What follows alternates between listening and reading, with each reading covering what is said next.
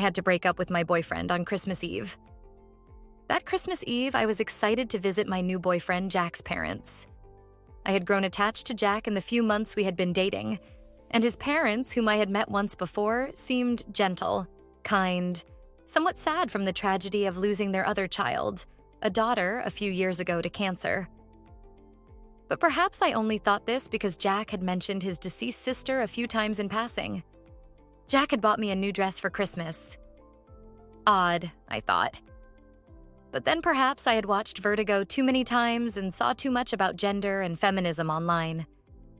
It was beautiful, with an unusual dark green and red pattern which perfectly brought out the highlights of my chestnut hair.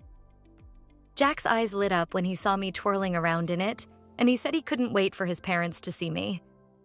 We entered their suburban home, and Jack helped me take off my winter coat while his parents made polite noises at us, which were cut short when they laid eyes on me.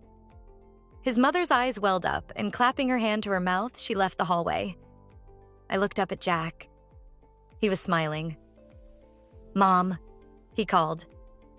His father frowned, but then remembered his manners and turned to me. "Come inside, my dear. You should have a drink now that you're here. Did Jack never tell you?" His voice trailed off.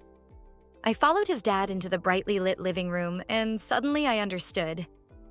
For hanging on the wall was a full-length photo portrait of a young woman with Jack's features and rich chestnut hair, wearing the same beautiful red and green dress I had on. I turned to Jack angrily. How could he play such a mean trick on us? On me? On his parents? But when I saw his face, my anger turned to fear at the fixed look on his face. Follow for part 2.